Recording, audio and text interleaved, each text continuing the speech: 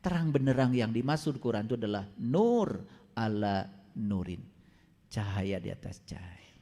Dan itu yang dialami oleh para nabi, para rasul. Jadi nikmat Allah yang sebenarnya menurut ayat ini adalah saat kita bisa menyatu dengan alam cahaya.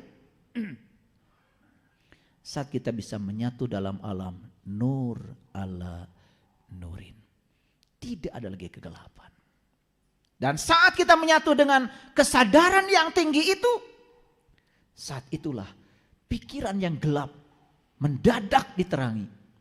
Sehingga pikiran gelap itu tidak gelap lagi. Pikiran menjadi tunduk kepada kesadaran. Assalamualaikum warahmatullahi wabarakatuh. Ayo saudara-saudaraku semua, kita ngaji ilmu tauhid bersama guru kita Kiai Haji Syaiful Karim. Semoga bermanfaat. Sal Bani Israel kam atainahum min ayatim bayyinah. Tanyakan kepada Bani Israel, berapa banyaknya tanda-tanda yang terang benderang yang telah kami berikan kepada mereka.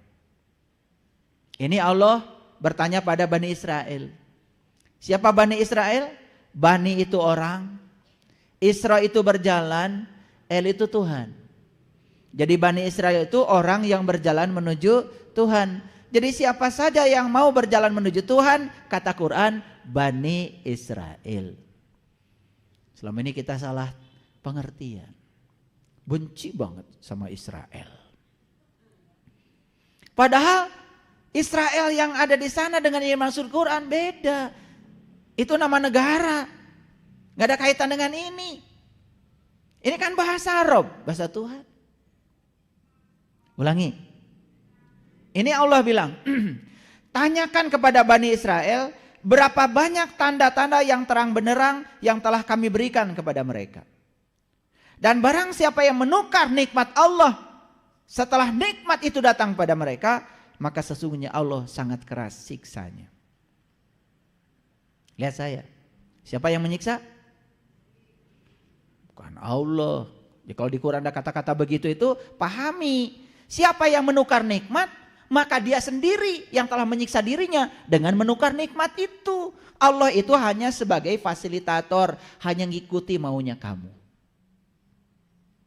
Kamu mau malas, ya Allah ikuti. Kamu mau rajin, Allah ikuti. Kamu mau tidur, Allah ikuti. Mau bangkit, Allah ikuti. Karena dia adalah Rabb. Dia itu fasilitator. Bahkan saya sering menyebut Allah itu katalisator. Jadi apa yang dimaui oleh kita, Allah ngikut. Aku bergantung sangkaan kamu. Yuk sekarang kita lihat ayat ini. Apa maknanya? Yang pertama, yang diberikan tanda yang terang benderang menurut ayat ini siapa? Bani Israel kan? Clear? Wah, saya ini ngajar udah sangat jelas. Yang dikasih tanda Allah yang terang benderang menurut ayat ini siapa? Bani Israel. Nabi Ibrahim di Quran diceritakan bertemu bintang. Terang benderang? Bertemu bulan. Terang benderang? Bertemu matahari. Terang benderang? Terang benderang yang dimaksud Quran itu adalah nur ala nurin. Cahaya di atas cahaya. Dan itu yang dialami oleh para nabi, para rasul. Jadi nikmat Allah yang sebenarnya menurut ayat ini adalah saat kita bisa menyatu dengan alam cahaya. Saat kita bisa menyatu dalam alam nur ala nurin. Tidak ada lagi kegelapan. Dan saat kita menyatu dengan kesadaran yang tinggi itu, saat itulah pikiran yang gelap mendadak diterangi. Sehingga pikiran gelap itu tidak gelap lagi. Pikiran menjadi tunduk kepada kesadaran. Nah, pikiran yang gelap itu yang disebut dengan syaiton. Waswisu fi sudur. Sedangkan kesadaran, itu yang disebut dengan ilahi. Nih saya kasih tahu. Pernah ada orang enggak minta tolong sama kita, dari intuisi kita mengatakan kasih. Langsung dikasih? Ada delay, ditunda sebentar, langsung mulai ada yang merecoki kesadaran kita. Enak aja. Kemarin juga belum bayar. Terus aja. Yuwaswisu fisudur. Akibatnya apa? Perintah yang pertama dari kesadaran itu kita abaikan. Dan berikutnya yang kita turut adalah pikiran gelap kita sendiri. Itu yang disebut dengan kita gagal berlindung kepada Allah. Nah, yang gagal berlindung kepada Allah, itulah sebetulnya dia terjebak oleh kegelapannya sendiri. Makanya kita diajarkan a'udzubillahi minasyaitonirrajim. Aku berlindung kepada Allah dari godaan setan yang terkutuk. Siapa yang terkutuk? Siapa yang terkutuk? Setan. Kalian itu udah banyak dosanya. Nuduh-nuduh. Betul? Ini belajar agama dari dulu gimana sih? A'udzubillahi minasyaitonirrajim. Aku berlindung kepada Allah dari godaan setan yang terkutuk. Siapa yang terkutuk? Kata setan, enak aja. Setan itu cuma ditugaskan jualan. Gehu bala-bala, gehu bala-bala. Nu meuli saha? Nu meuli saha? Maraneh. Setan itu cuma jualan. Dibeli atau tidak ya terserah kamu. Ketika kamu mengambil jualan itu, mengikuti yang jualan itu, itulah yang terkutuk. Jadi yang terkutuk itu dia yang gagal berlindung pada Allah karena dia lebih memilih bisikan setan. Jadi siapa yang terkutuk? Kita lagi. Kamu kali, saya enggak, enak aja. Aduh itu fitnah itu. Kita tuh termasuk saya gitu. Waduh. Makanya jangan suka pengen babarengan. Jujur aja pada diri sendiri, saya gitu. Kita aja.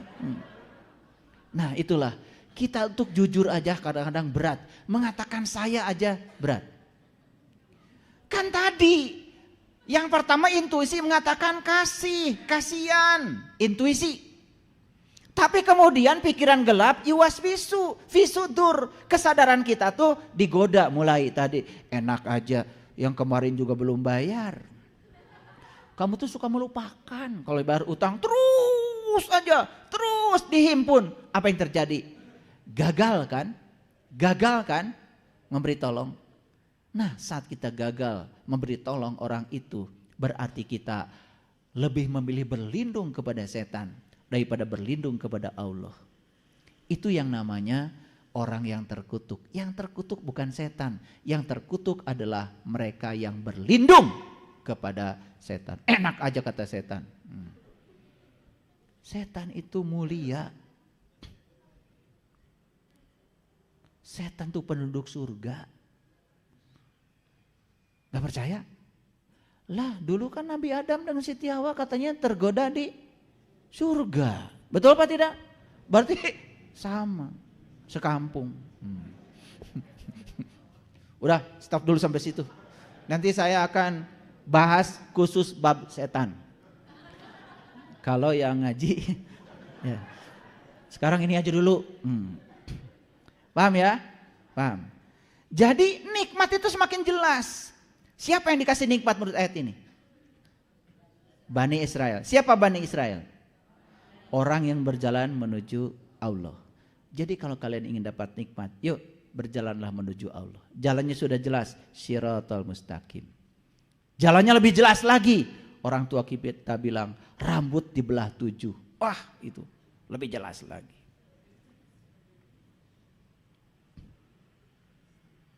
Itu bahasa Siloka. Bukan rambut ini dibelah 7. Ada kerjaan Allah. Bikin jembatan kecil amat. Betul nggak? Kalau jatuh salah yang bikin jembatan dong. Itu bahasa Siloka, bukan rambut dibelah 7. Hese melah naoge. Maka tinggali acan. Betul nggak? Rambut selembar aja, apalagi yang sudah tarahum, nggak bisa lihat. Apalagi dibagi 7. Ulangi lagi. Lihat saya semuanya. Jadi kalau ingin dapat nikmat harus jadi Bani Israel. Orang yang berjalan menuju Allah. Siapapun orang yang berjalan menuju Allah pasti akan diunggulkan dari segala umat. Betul? Tanya lagi Allah. Ini hari ini ayatnya banyak. Yuk kita baca ayat ini. Ini Quran surat Al-Baqarah ayat 47. Ya Bani Israel, uzkuru nikmati allati an'amtu alaikum wa anni faddaltukum alal alamin. Hai Bani Israel. Siapa yang dihaikan? Ya siapa? Ya siapa?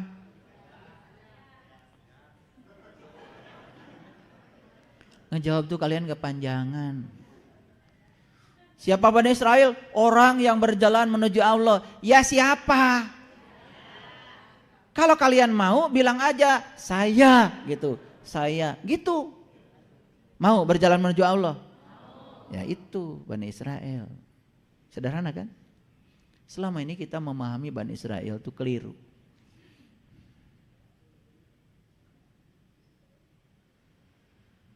Lanjut. Oke, lanjut. Ya Bani Israel, hai Bani Israel. Ini hai. Mau dihaikan sama Allah? Jadi Bani Israel dulu. Kalian tuh mau dihaikan tapi belum pernah jadi. Hai orang-orang yang beriman, mau dihaikan sama Allah? Mau? Diam semuanya. Jadi orang beriman dulu, baru dihaikan. Yang ngaku beriman sampai kapanpun gak akan dihaikan. Yang ngaku mahasiswa tidak akan dihaikan oleh saya. Hai para mahasiswa masuk kelas, gak akan. Yang terdaftar sebagai mahasiswa gak usah dihaikan, masuk kelas. Ini dari mana ini udah tua, ubanan lagi, mahasiswa tingkat berapa, dihaikan juga enggak, masuk kelas itu.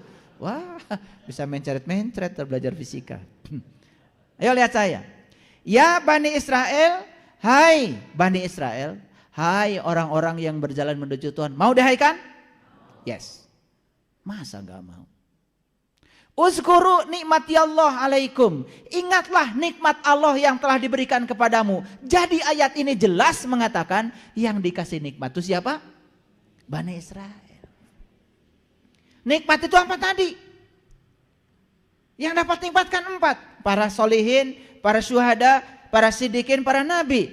Orang-orang yang sudah ma'rifat kepada Allah. Orang-orang yang sudah bisa menyatu dengan Allah. Orang-orang yang sudah merasakan tauhid bersama Allah. Orang yang setiap ruang dan waktu merasakan kehadiran Allah.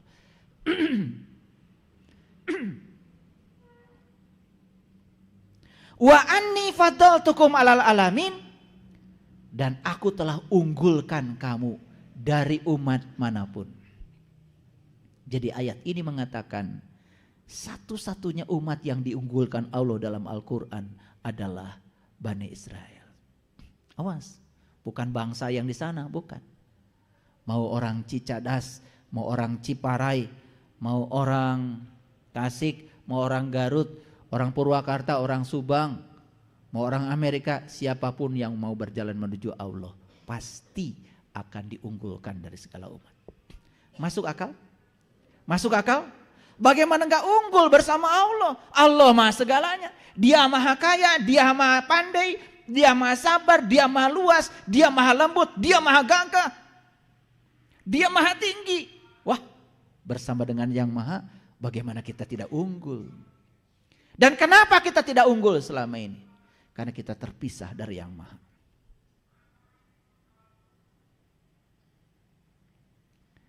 Oke, semakin mengerti? Wa anni faddaltukum, fadilah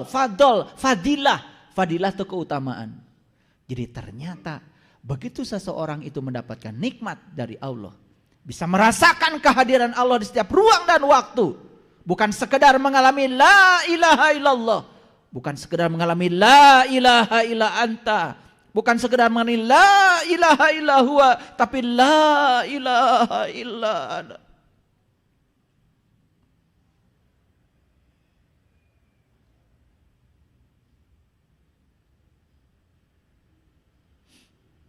Terang benar.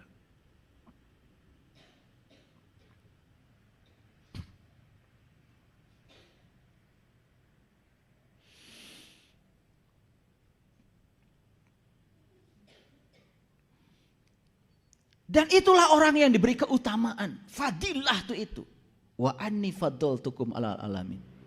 Dan aku unggulkan kamu, aku utamakan kamu dari segala umat. Mau diutamakan oleh Allah? Mau? Jelas sekali. Jadi kesimpulannya, yang diberi nikmat itu adalah Bani Israel. Tadi yang diberi nikmat ada 4 golongan. Solihin, syuhada, sidikin, para nabi.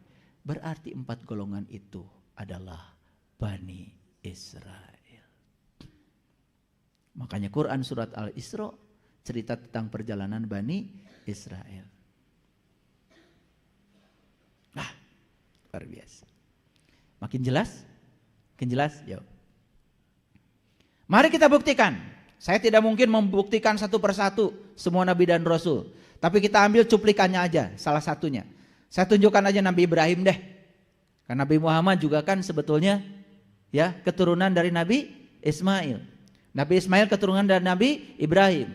Maka Nabi Ibrahim disebutnya juga Abul Anbiya, bapaknya para nabi. Jadi saya ambil contoh Nabi Ibrahim aja. Karena kalau saya kaji semua nabi, semua rasul 2 jam ini gak akan cukup waktunya. Yuk kita baca ayat ini. Ini Quran surat An-Nahl ayat 120. Inna Ibrahim kana umatan qanitan lillah hanifan walam yaku minal musyrikin. Sesungguhnya Ibrahim adalah teladan umat. Inna Ibrahim kana umatan. Sesungguhnya Ibrahim adalah teladan umat. Qanitan lillahi, yang taat kepada Allah. Hanifan, penuh dengan kerendahan hati. Walam yaku minal musyrikin, dan bukanlah dia termasuk orang-orang yang mempersekutukan Allah. Lihat saya semuanya sini, lihat saya semua, serap energi saya. Dosa manusia kata Quran cuma satu, yaitu syirik. Syirik itu menduakan Allah. Syirik itu akibat. Gara-gara apa menduakan Allah? Satu sebabnya, gara-gara tidak tahu Allah.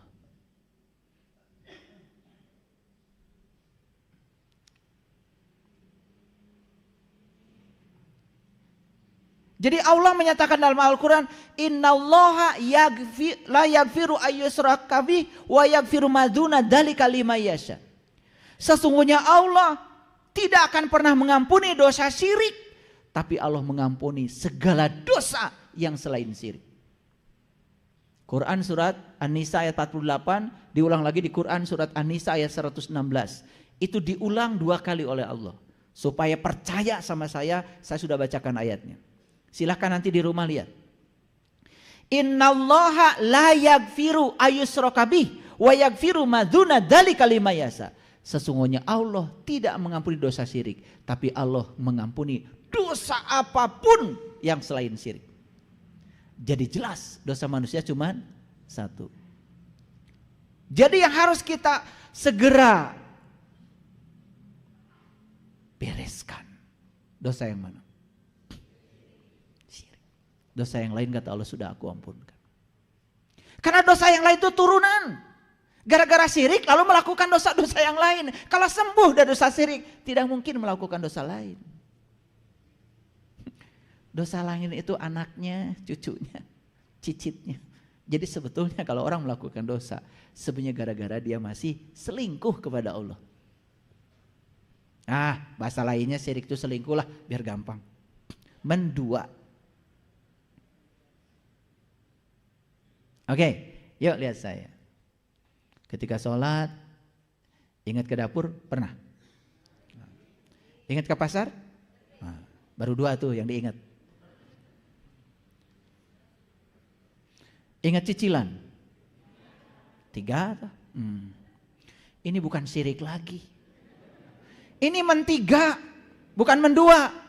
Meng-4, meng-5, meng-6, meng-7. Jadi kenapa kita tidak bisa ingat sama Allah ketika sholat, malah yang ingat yang lain-lain? Kan gara-gara kita tidak tahu. Maka Nabi Muhammad tidak sholat dulu, Isra Mi'raj dulu. Makanya beliau setelah Isra Mi'raj baru sholat, berarti sepanjang sholat yang diingat cuma 1 yang beliau tahu. Yang lainnya tersingkir dengan sendirinya. Sholatnya jadi khusyuk. Masuk akal? Aduh, Quran tuh keren sebetulnya. Kalau dibahas secara saintifik, sayang selama ini ya dibahasnya cuman gitu-gitu aja. Jadi kecerdasan Quran ini masih belum kita raih. Makanya Quran sampai sekarang masih perawan. Belum dijamah. Dalamnya. Baru diraba-raba luarnya. Kalau diraba-raba luar kan masih perawan. Mikir ke sana. Kalian tuh kalau saya ngomong gitu langsung kemana aja mikirnya. Udah lihat saya dulu. Yuk kita lihat. Jadi sesungguhnya Ibrahim adalah teladan umat. Yang taat kepada Allah dan rendah hati. Dan dia bukanlah termasuk orang-orang yang mempersekutukan Allah. Kapan Ibrahim itu bebas dari mempersekutukan Allah? Kapan? Kapan? Harusnya kalian bisa menjawab. Unggal poe di baraca kumarane. So kapan? Tuh kan. Da maca na teu sadar. Allahu Akbar. Allahu Akbar kabiro. Walhamdulillahi katsiro. Wa subhanallahi bukratan wasil. Allah yang maha besar dengan segala kebesarannya. Gitu. Maha besar engkau ya Allah. Aku bersihkan diriku pagi dan petang. Aku sucikan diriku pagi dan petang. Suka bersuci pagi dan petang? Apa yang kalian lakukan? Mandi? Urusan. Badan kita mau dimandikan 1000 kali sehari juga tetap air kencingnya di dalam. Beraknya di dalam. Tubuh ini tidak bisa disucikan. Yang disucikan tuh jiwamu. Gimana cara jiwa bersuci? Ya temui dia yang maha suci. Jiwa ini baru bisa suci kalau dia merendamkan diri dengan dia yang maha suci. Kan piring juga bersuci kalau direndam sama air. Suka baca kalimat itu? Suka pastilah. Pasti gak ngerti maksud saya. Yuk kita baca lagi. Allahu Akbar kabira walhamdulillahi katsira wa subhanallahi bukratan wasila. Setelah beliau mengucapkan kalimat itu, karena beliau sudah ketemu dengan dia pagi dan petang. Sudah ketemu dengan dia, sudah bersuci setiap saat. Baru beliau mengatakan, "Inni wajjahtu wajhialilladzi fataras samawati wal ardh." Aku hadapkan wajah batinku kepada zat yang telah menciptakan langit dan bumi. Saat itu Nabi Ibrahim berhadapan langsung dengan wajahnya yang telah menciptakan langit dan bumi. Kalian kan cuma ngomong aja. Inni wajjahtu wajhialilladzi fataras samawati wal ardh hanifan, dengan penuh kerendahan hati. Wa ma ana minal musyrikin. Sekarang aku tidak lagi termasuk orang yang menduakan Tuhan. Di situ itu Quran surat Al-An'am ayat 79. Suka kalian baca? Suka? Berapa kali kalian baca setiap hari? Minimal 5 kali. Sadar suka baca itu? Ya Allah. Nabi Ibrahim baru bebas dari syirik setelah beliau menghadapkan wajah batinnya kepada zat yang telah menciptakan langit bumi. Sekarang pertanyaan saya bagi kalian semua. Kalian kapan mau membebaskan dosa syiriknya. Sepanjang tidak bisa menghadapkan wajah batinnya kepada zat yang telah menciptakan langit dan bumi. Terus sholat itu jadi Allahu Akbar. Eta panitik kertes sholat mah hese neanganan. Begitu Allahu Akbar. Oh, panitik teh geuningan diinyeum ku budak. Geus dibalikeun tadi teh. Ngan pohoneuneun. Nah ari keur salat diraba teh, eueuh ieu geuning panitik teh. Dinu mah kena nyangsang. Da geus kapanggih panitik na langsung assalamualaikum. Nuhun Gusti, kapenak panitik teh. Eta salat ngaku-ngaku nyembah Allah nu kitu. Ayo tertawa. Siapa yang kalian tertawakan? Good. Makan atau ngerasa benar. Ada sholat gitu kayak patut mah. Betul? Sholat. Baru udah cari ting. Marek sholat. Sok ebat. Da ebat teh ditanya ho atuh sandrek disembah na. Lamun geus nyaho moal ebat. Teu kudu nitah budak cicing. Rek ribut kumaha ge Allahu Akbar. Dek. Cicing we di dinya. Disebutna ge netepan. Karti makanya ari ngomong teh cing atuh cing saladar keula barudak marek netepan heula. Nah ari Allahu Akbar teh kamana-mana netepan jiga naon gitu, netepan mah netep we cicing di dinya. Kartos henteu sok sareuri we ayeuna mah. Sengsserikeun diri maneh teh. Sengsserikeun diri anu bodoh teh. Ngan ngilu-ngilu we terus ka batur da batur kitu ngilu. Ngomongkeun batur nu teu salat. Da maneh ge acan. Ngarasa unggul. Kartos dipenyer beaskeun. Sugan kalahartieun.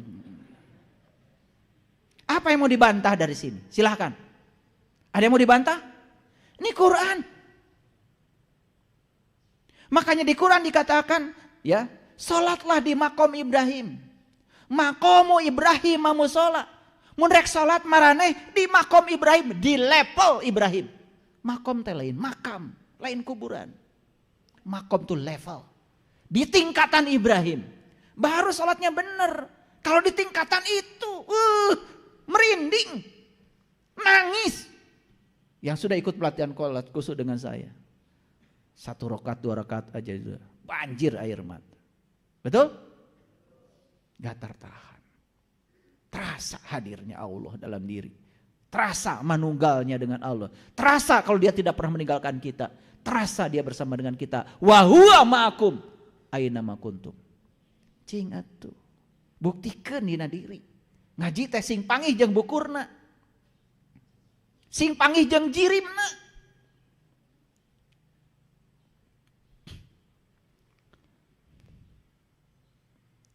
Inna Ibrahim kana umatan qanitan lillahi hanifa walam yakun minal musyrikin. Jadi teladan kita tuh Ibrahim. Nabi Muhammad juga meneladani Nabi Ibrahim. Betul? Iya. Kan yang dibaca dalam sholat itu pengalaman Nabi Ibrahim. Baca atau Quran surat Al-An'am dari ayat 1 sampai selesai. Di situ akan ketemu bagaimana Nabi Ibrahim mencari jati dirinya. Bertemu bintang, bertemu bulan, bertemu matahari. Setelah itu kemudian inni wajahtu wajhiya lilladzi fataras samawati wal ardh hanifan wa ma ana minal musyrikin. Lanjut. Setelah itu Nabi Ibrahim membaca lanjutannya. Inna sholati wa nusuki wa mahyaya wa mamati lillahi rabbil alamin la syarikalah wa bidzalika umirtu wa ana awalul muslimin. Itu diabadikan di Quran surat Al-An'am ayat 162. Beliau yang tingkatannya sudah tinggi saja tidak mengatakan dirinya muslim. Tapi beliau mengatakan, wa ana awalul muslimin. Inilah awal aku menjadi seorang muslim. Bukan wa ma ana minal musyrikin, wa ana awalul musyrik, wa ana awalul mu'minin. Inilah awal aku, wa ana awalul muslimin. Inilah awal aku menjadi seorang muslim. Siapa muslim? Yang sudah berserah diri kepada Allah. Apa berserah diri? Menerima saat ini tanpa syarat. Kalau kalian menerima setiap saat pakai syarat, terjebak benar salah, masih ada penghakiman, ini saya ambil, ini saya lempar, belum muslim. Belum. Berarti kalian belum pasrah seutuhnya pada Allah. Kalau sudah pasrah seutuhnya pada Allah, ya Allah, apapun yang terjadi, aku yakin di belakangnya ada Engkau. Dan kalau di belakangnya adalah Engkau, aku tidak mau terjebak oleh benar, salah, baik, buruk. Karena benar, salah, baik, buruk adalah pikiran kotorku sendiri.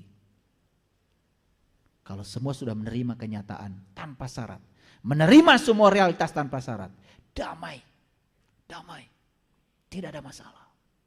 Ayo saya tanya, siapa yang punya masalah sekarang? Apa masalahnya? Utang? Enggak masalah. Enggak masalah utang itu. Enggak masalah. Makanya utang itu jangan dipikirin, dibayar.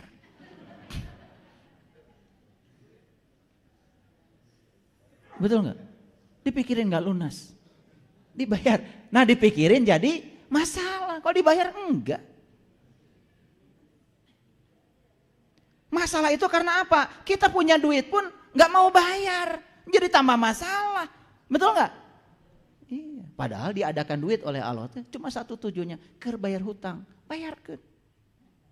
Hari engke mah beda deui cek Allah teh. Aya deui rezekina. Gitu. Kalau tahu cara permainan Allah itu keren. Harusnya kita tuh gak usah kekurangan apa-apa. Apalagi duit. Ya Allah, hidup penuh dengan kesusahan. Mau ngaji ke sini aja gak punya ongkos. Ada yang salah hidup kita. Di sini pikiran kita. Karena kita sering mengatakan saya tidak bisa. Kita sering mengatakan itu tidak mungkin. Sering menunda, nanti saja. Akibatnya itu yang kita alami hari ini. Lanjut. An-Nahl 121. Syakiron li'an umihi. Ya. Ajtabahu wa hadahu ila syiratim mustaqim. Yang mensyukuri nikmat Allah, yang telah memilihnya dan menunjukinya ke jalan yang lurus. Jadi jelas ayat ini mengatakan bahwa Ibrahim adalah teladan kita. Dia adalah orang yang sudah berserah diri sepenuhnya pada Allah. Dan dia sudah terbebas dari dosa syirik. Tidak menduakan lagi Allah. Karena sudah tahu kepada Allah. Apa yang terjadi? Maka dia mensyukuri nikmat Allah. Jelas dari ayat ini bahwa nikmat Allah itu adalah saat beliau bisa bermanunggal dengan Allah. Dan disyukuri nikmat itu. Gak ada kaitan dengan tanah lega. Tidak ada kaitannya dengan rumah bagus. Gak ada kaitan dengan jabatan tinggi. Gak ada. Karena yang dapat nikmat cuma 4. Para nabi, para siddiqin, para syuhada, para sholihin. Jelas gak ada kaitannya dengan urusan itu. Clear? Oke. Dan ayat ini menekankan Allah telah memilihnya. Yuk perhatikan saya. Siapa yang memilih Allah? Siapa yang telah memilih Allah? Oh, siapa yang telah memilih Ibrahim? Allah. Tahu kenapa Allah memilihnya? Tahu kenapa Allah memilihnya? Tahu? Allah itu tidak sewenang-wenang. Allah memilih Ibrahim karena dia mau dipilih. Makanya dengarkan kata-kata saya. Dengarkan kata-kata saya. Yahdillahu linurihi mayyasa. Allah akan menunjukkan kepada cahayanya siapa saja yang dikehendaki. Siapa yang akan dikehendaki oleh Allah? Yang punya kehendak. Yang punya kehendak. Nu teu boga kahayang mah. Moal dipih kahayang ku Allah. Jadi Allah memilih Ibrahim itu bukan karena Allah milih Ibrahim tidak memilih kita. Tidak. Allah juga bisa memilih kita kalau kita mau dipilih. Hebat gak itu? Hebat gak? Inilah keadilan Allah. Allah menyediakan ruang yang sama buat semua orang. Karena kita juga hambanya Allah. Emangnya kita siapanya Allah? Betul? Jadi kenapa Ibrahim dipilih oleh Allah? Apa jawabannya? Karena beliau mau dipilih, menyediakan diri untuk dipilih, maka dipilih. Jadi siapapun manusia di semesta ini, kalau menyediakan diri menjadi manusia pilihan di hadapan Allah, pasti dipilih, gak mungkin tidak dipilih. Masuk pengertian saya? Awas. Karena selama ini pengertian kita, oh Allah memilih Ibrahim, Allah tidak memilih saya. Begitu kan? Jadi kita merasa rendah hati, rendah diri. Da abdi mah moal kapilih, nya atuh moal kapilih, datangi lu pemilihan. Betul nggak? Itu yang dipilih oleh rakyat, kan yang ikut pemilihan. Nu tengiluan mah teu dipilih. Kartos, sok ikut pemilihan, tapi bukan pemilu yang itu. Ikut pemilihan, abdi hayang kapilih ku Allah. Sok ikut pemilihan, daftar. Biar dipilih sama Allah. Siapkan diri kita untuk menuju manusia pilihan. Pasti terpilih. Adil gak Allah? Adil gak Allah? Tuh. Makanya ngaji itu harus yang masuk akal. Quran itu scientific, logik Quran itu. Lanjut. Dan dia telah menunjukinya ke jalan yang lurus. Jadi Ibrahim itu telah ditunjukkan Allah ke jalan yang lurus. Kenapa?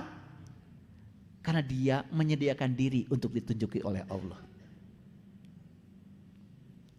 Kalau gitu Ibrahim dapat nikmat? Dapat. Kalau gitu Ibrahim Bani Israel? Kalau gitu Ibrahim masuk yang mana? Para nabi? Siddiqin? Syuhada? Sholihin? Nah baru ini masuk semuanya. Kayak kalian tadi masuk semuanya, gimana? Baru keren. Clear ya? Oke. Gimana? Penjelasan saya bisa dimengerti? Ini kecepatan saya ngaji ini 5 km per jam. Lambat sekali. Saya ulang-ulang supaya ngerti. Sampai nanti dapat muaranya. Dapat hasilnya. Oh ternyata selama ini saya salah kaprah mengartikan nikmat. Ternyata yang disebut nikmat selama ini hanyalah enak. Yang datangnya sesaat dan hilang lagi. Saya tidak mau yang itu. Saya ingin nikmat yang abadi. Bersama dengan Allah saat saya hidup. Dan bersama dengan Allah saat saya sudah pulang kepadanya. Baru keren. Baru nikmat itu abadi. Para hadirin, untuk sampai kepada Allah, tidak usah menunggu kematian yang itu. Kata Nabi, mut anta qabla mut. Bahkan di saat kita masih hidup pun kita bisa kembali kepada Dia. Memenuhi ayat innalillahi wa inna ilaihi. Pulang kepada Allah itu bisa saat ini juga. Di sini, saat ini, sekarang. Tergantung kita mau apa tidak. Makanya di Quran dikatakan siapa yang sudah pulang hari ini akan pulang kepada Allah pada saatnya. Tidak akan kemana-mana. Wa man kana fi hadhihi a'ma wa huwa fil akhirati a'ma wa adallu sabila. Tidak akan tersesat jalannya. Karena sudah tahu jalan. Kan tadi udah tahu ya. Sesuatu akibat apa? Tidak tahu. Supaya sembuh harus tahu. Clear. Gak usah belajar. Ya, belajar. Kayaknya kalian tuh kebanyakan belajar. Oke. Kenapa saya mengatakan bahwa nikmat itu abadi? Ini ayatnya. Quran surat Al-Anfal ayat 53. Zalika bi annallaha lam yaku mughayyiran ni'mata an'amaha ala qaumin hatta yughayyiru ma bi anfusihim wa annallaha samiun alim. Demikianlah, karena sesungguhnya Allah tidak akan mengubah nikmat yang telah dianugerahkannya kepada suatu kaum. Jadi Allah kalau sudah menganugerahkan nikmat pada satu kaum tidak akan mengubahnya. Kata siapa? Kata Allah. hingga kaum itu mengubah apa-apa yang ada pada diri mereka sendiri. Dan sesungguhnya Allah Maha mendengar lagi Maha mengetahui. Jadi ayat ini menceritakan ada sekelompok kaum yang sudah dikasih nikmat, sudah dipilih, tetapi dia menyia-nyiakan pilihan Allah bagi dirinya. Jadi yang mengubah dia bukan Allah, yang mengubah dia sendiri. Allah tidak akan pernah mengubah nikmat itu. Tidak. Jadi dia sendiri yang mengubah itu. Karena apa? Tidak punya istiqomah di sini. Dia lepas dari talinya.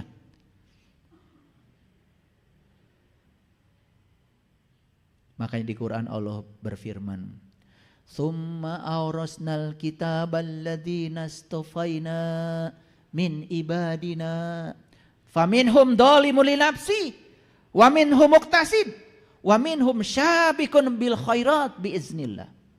Kata Allah, kemudian aku wariskan nikmat ini, kitab ini, rasa ini, pengalaman ini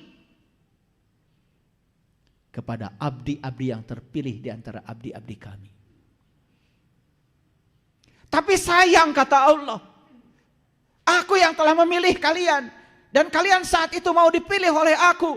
Tapi setelah aku pilih dan aku wariskan nikmat ini kepadamu, kalian terbagi tiga. Satu, dolimun li nafsi, kembali mendolimi dirinya sendiri. Dua, al-muqtasid, setengah-setengah. Saya kasih tahu para hadirin, kalau mau ngaji jangan setengah-setengah. Tong bosenan. Kan saya bilang kemarin, kesadaran itu tidak bisa dicapai lewat eskalator. Harus lewat anak tangga. Tahap demi tahap ikuti. Jangan pengen banyak ilmu buat apa? Apalagi ilmu cuman koleksi di otak. Gak akan menolong. Tapi ilmu yang sedikit itu dialami, dirasakan, dibuktikan. Itu baru keren. Makanya saya tidak pernah mengajarkan banyak ilmu. Ilmu itu sedikit saja. Satu saja. Kuncinya aja yang paling penting. Kalau kuncinya sudah tahu, terbuka semua ruang-ruang dalam diri. Paham? Jadi yang pertama yang kembali ke belakang. Sudah dikasih nikmat tetapi dia memungkirinya. Yang kedua, al-muqtasid. Setengah-setengah. Dan yang ketiga, syabikun bil khairat biiznillah. Orang yang sungguh-sungguh berjalan menuju Allah dengan seizin Allah. Dan orang yang seperti ini, ya, saya menyaksikan orang-orang yang semacam ini hidupnya bergelimpangan berkah. Sudah kayak bayi. Bayi, segala berkah datang. Bayi itu nangis saja bayi, serumah orang mengunjunginya. Jadi bayi itu begitu. Berkah datang tanpa upaya. Betul? Makan datang makanannya. Gak kerja, gak ada yang kerja bayi. Makanan datang yang paling enak buat bayi. Bubur paling lembut buat bayi. Makanan paling enak, baju paling bagus buat bayi. Datang semua berkah. Jadi menjadi seperti bayi itu artinya adalah menciptakan hidup penuh berkah. Datang semua berkah tanpa upaya. Itulah menjadi baik. Memang bisa begitu? Bisa. Kalau tahu ilmunya. Satu syaratnya. Harus menjadi lucu seperti bayi. Dan kenapa bayi lucu? Karena cahaya ilahinya masih bersinar. Jadi kalau kalian ingin lucu lagi, sudah. Dapatkan nikmat Allah. Biar cahaya ilahi dalam diri bersinar lagi. Saya jamin. Kalian semua akan lucu lagi. Sekarang kalian nangis, siapa yang mau datang? Paling juga, jangan cengeng. Pika sebelum. Kenapa lucu kita hilang? Karena cahaya ilahi dalam diri redup. Dulu tidak banyak kemelekatan, sekarang banyak kemelekatan. Dulu ketika sedang jadi anak kecil, main full. Hadir di sini saat ini sekarang. Coba lihat anak lagi main. Senang sekali. Full di situ. Sadar, hadir. Pemikiran beas. Betul? Da urang mengker gawe ge pikiran teh kumaha isu pageto padahal hirup mah ayeuna. Menjadi anak kecil itu artinya hadir di sini saat ini sekarang. Lihat anak kecil. Berantem, cerik dua nana. Sakedeung patangkeup-tangkeup. Lucu, gak kayak kalian. Berantem tahun 90 sampai sekarang belum ketemu lagi. Ya Allah. Makanya kalian jadi gak lucu, modelnya kayak gini. Bekas sebelen. Jadi kalau ingin lucu lagi, ya sudah. Hadirkan cahaya ilahi itu. Gimana caranya? Yuk raih nikmat. Jadi Bani Israel. Berjalan di Siratal Mustaqim. Menyatulah dengan dia. Saat kita menyatu dengan Allah, semua menjadi indah. Keren. Jadi kenapa sekarang saya banyak masalah, banyak konflik? Satu masalahnya, karena kita terpisah dari dia. Jadi kalau begitu nikmat itu abadi? Kata siapa? Kata Allah di ayat ini. Betul? Ya. Tetapi nikmat itu menjadi tidak abadi kalau dirusak oleh diri kita sendiri. Nah, saya cuman satu nasihat saya. Kalau sudah dipilih oleh Allah untuk mendapatkan cahayanya, jangan mundur ke belakang. Itu aja pesan saya. Makanya ada ayat yang bercerita tentang jangan menukar nikmat. Kira-kira ayat ini buat siapa? Yang sudah dapat nikmat atau yang belum? Yang sudah dapat nikmat, yang belum, tar jangan GR dulu. Dapat nikmat aja belum. Nih ada doa di Quran. Allahumma rabbana atmim lana nurana faghfir lana dunubana. Pernah dengar doa itu? Pernah dengar atau sering baca? Allahumma rabbana, ya Allah Tuhanku, atmim lana, sempurnalah bagiku. Nurana, cahayaku. Faghfir lana, ampunilah aku. Gitu. Jadi itu doa buat siapa? Buat yang sudah dapat cahaya atau yang belum? Yang sudah, yang belum. Rabbana atmim lana. Cek Allah iraha mana yang menang cahaya. Masih poek mongkleng gitu. Betul? Makanya kata-kata Rabbana itu jangan ngasal bacanya. Coba ada lagi Rabbana.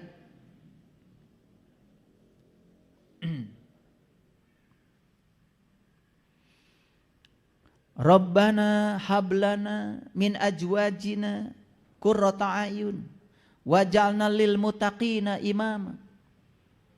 Itu doa kita minta kepada Allah supaya dijadikan imamnya orang yang bertakwa. Pertanyaannya, kamu sudah bertakwa belum? Sudah tahu takwa itu apa? Enggak tahu. Taunya menjalankan perintah Allah dan menjauhi larangannya. Begitu? Padahal takwa itu kata Quran surat Al-Baqarah ayat 63. Mengambil janji, diangkat kesadarannya, ditunjukkan oleh Allah di puncak kesadarannya. Ingat yang Allah tunjukkan. La'allakum tattaqun. Baru takwa. Jadi takwa itu kalau sudah bisa mengingat apa yang Allah tunjukkan pada kita. Allah juga belum menunjukkan apa-apa kepada kita. Karena kita tidak mau dipilih selama ini. Betul apa tidak?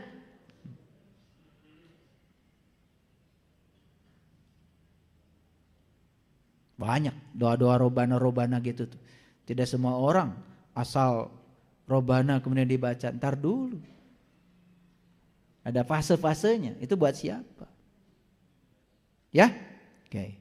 Alam tara ilal ladzina baddalu nikmatallahi kufran wa ahallu qaumahum darul bawar. Tidakkah kamu perhatikan orang-orang yang telah menukar nikmat Allah dengan kekafiran?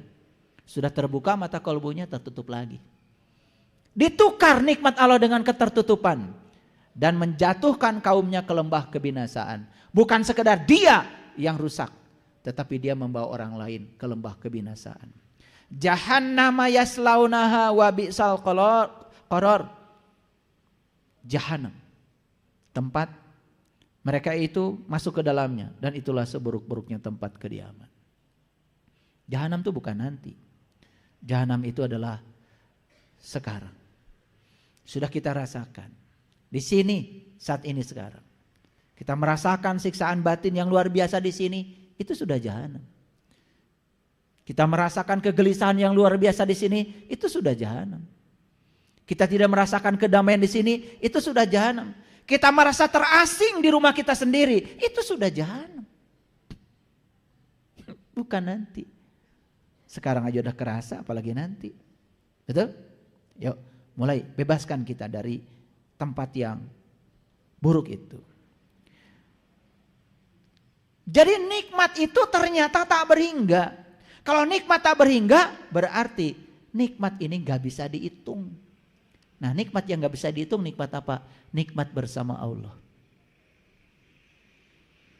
Dan Dia telah memberikan kepadamu dan segala apa yang kamu mohonkan kepadanya. Dan jika kamu menghitung nikmat Allah, tidaklah kamu dapat menghinggakannya. Saya setuju dengan terjemahan Departemen Agama yang mengartikan ayat ini, tidaklah kamu dapat menghitung nikmat Allah. Jika kamu menghitung nikmat Allah, tidaklah kamu dapat menghinggakannya. Makanya sering kita baca, wa in ta'uddu nikmatallahi la tuhsuha.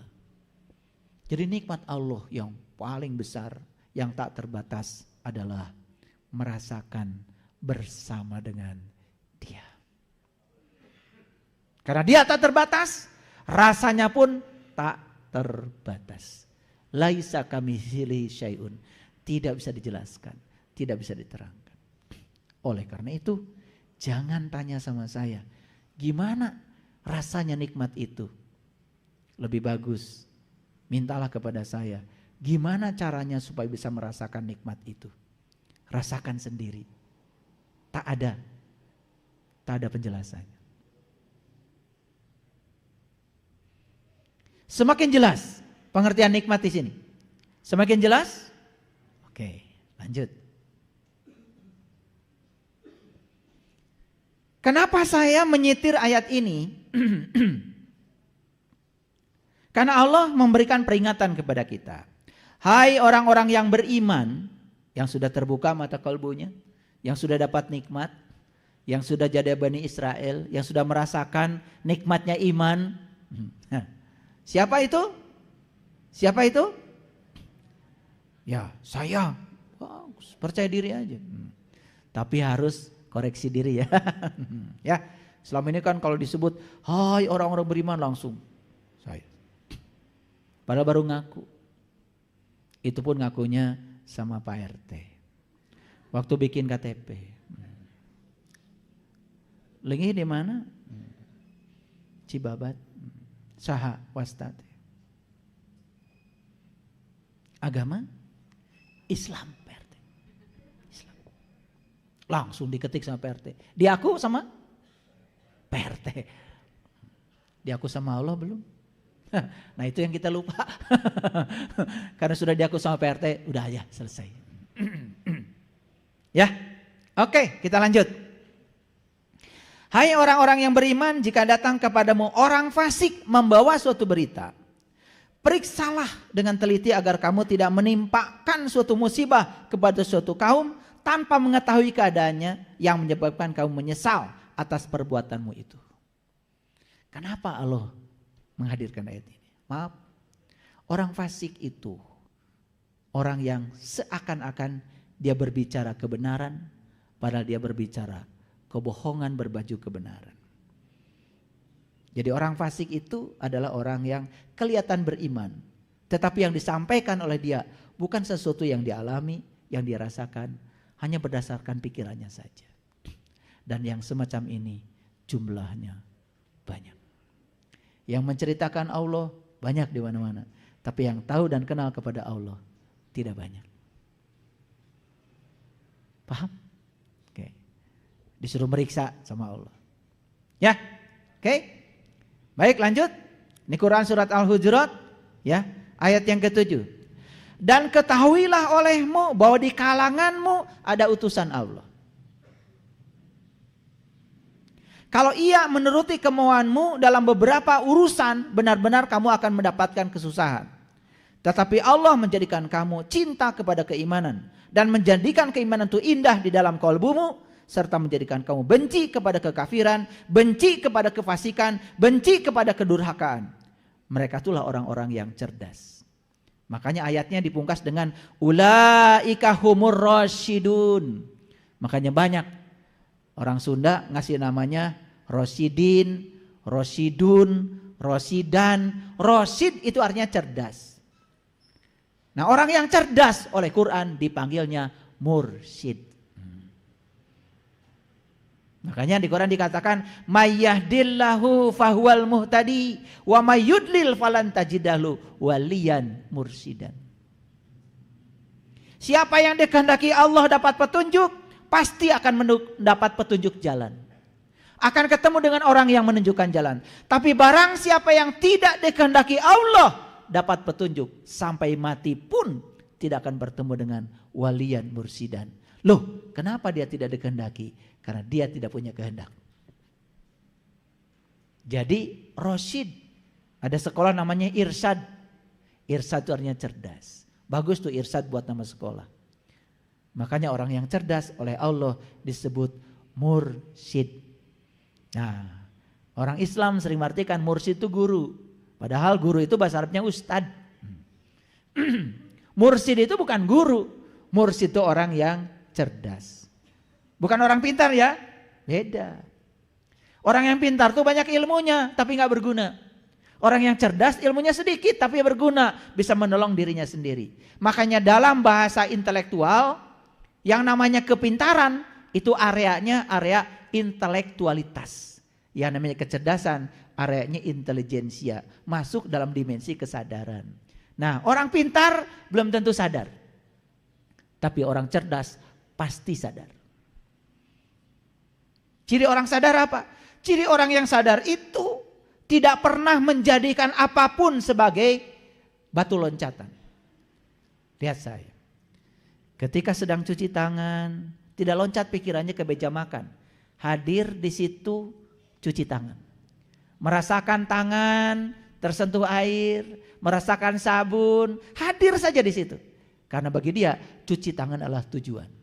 Selesai cuci tangan, makan jadi tujuan. Selesai makan kemudian minum jadi tujuan. Selesai minum kemudian ngobrol jadi tujuan. Hadir di sini saat ini sekarang itu namanya sadar. Kita, mohon maaf, mandi batu loncatan.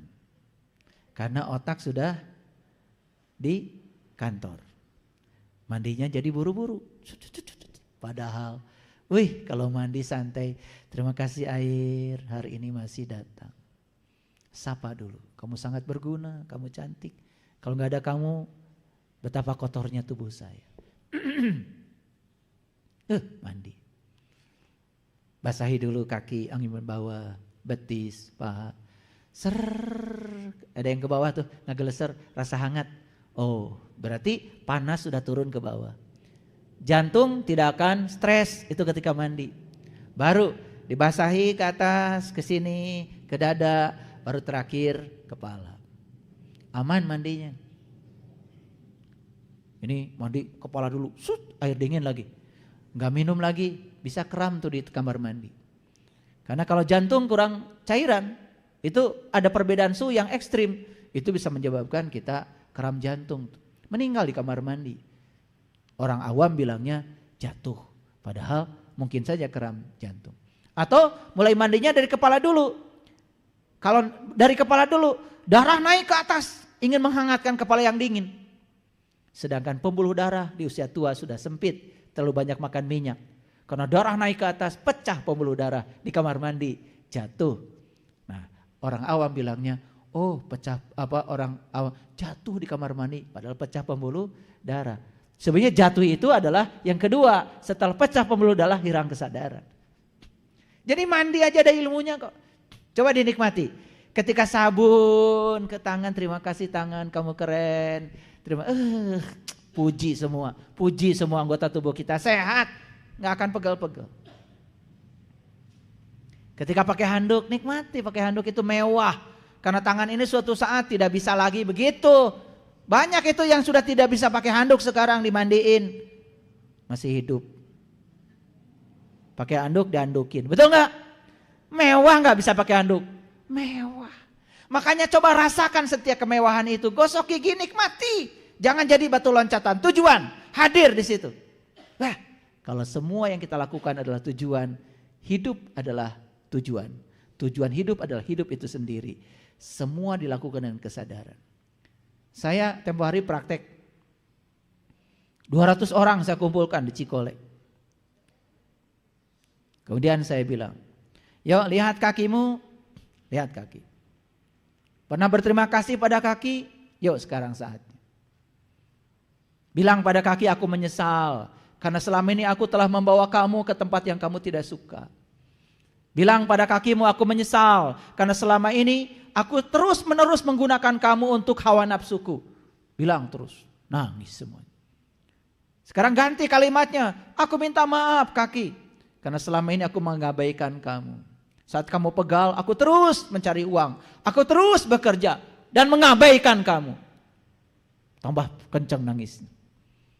Lihat lagi kaki lebih dalam. Sekarang terima kasih. Bilang pada kaki. Terima kasih kaki. Karena selama ini kamu mengantarkan aku kemanapun aku mau.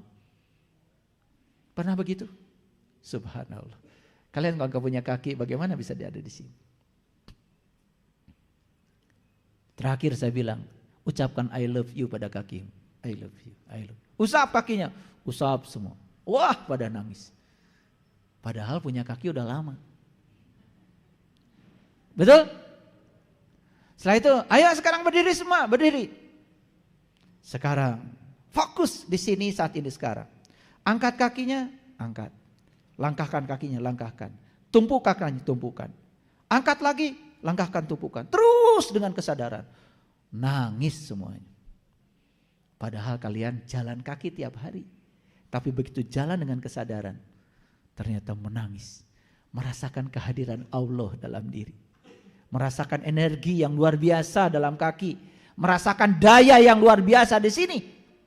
Siapa kalau bukan dia? Makanya orang yang sudah sadar. Bertemu dengan Allahnya setiap saat. Di setiap ruang dan waktu. Jadi dia merasakan kenikmatan itu. Bukan sekali-kali. Selama-lamanya. Di kehidupan ini dia merasakan kenikmatan. Setelah lepas dari tubuh ini apalagi. Dia merasakan kenikmatan yang abadi. Itu nikmat yang diceritakan dalam Al-Quran. Makanya ayat ini mengatakan, perhatikan. Allah menjadikan cinta kepada keimanan. Dan menjadikan keimanan itu indah di dalam kolbu. Maaf ya. Orang yang ngaku-ngaku iman. Belum menemukan keindahan dalam kolbunya. Serta menjadikan kamu benci kepada kekafiran. Bukan orang lain.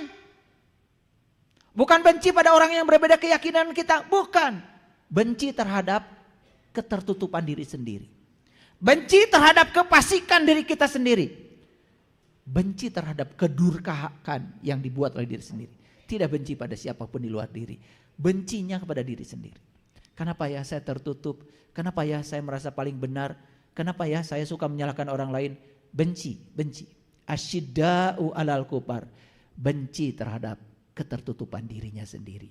Bukan benci pada orang lain. Yuk sekarang arahkan kebencian itu pada diri sendiri. Stop mengarahkan kebencian pada siapapun. Oke. Sampai di sini sudah bisa mengambil kesimpulan? Yuk kita ambil kesimpulan. Jadi nikmat itu diberikan kepada para nabi, para siddiqin, para syuhada dan para solihin. Dan mereka semua adalah Bani Israel. Orang yang berjalan menuju Tuhan. Maka kalau ingin mendapatkan nikmat. Yuk sekarang angkat kaki kita. Dengan tegak. Injakan di Shiratal Mustaqim. Semoga kita semua bisa masuk salah satu golongan. Di antara yang 4 golongan itu. Dan ketika kita masuk salah satu saja. Kita akan merasakan nikmat yang sesungguhnya. Baru kita akan mengatakan.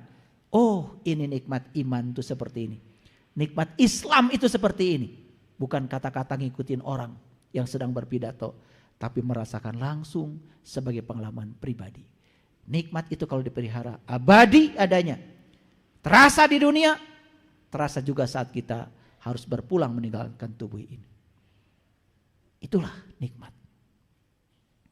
Jadi sekarang kalau tasyakur binikmat bukan dalam rangka rumah baru, tapi dalam rangka pengalaman spiritual yang baru. Paham? Paham semua? Baik. Terima kasih. Assalamualaikum warahmatullahi wabarakatuh.